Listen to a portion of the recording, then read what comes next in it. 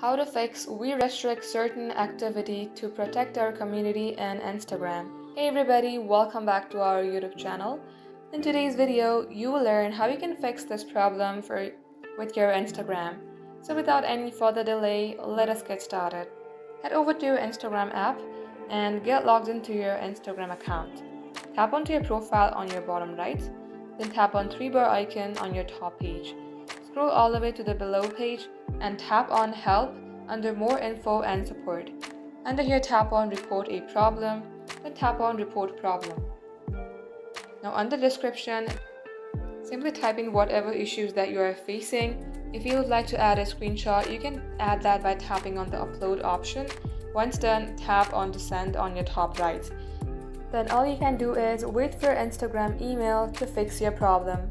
And that is how you can do it. Thank you for watching the video till the very end. In case it had helped you in any ways, then do like and subscribe. We will get back to you soon with more tutorials like this. In the meantime, stay updated.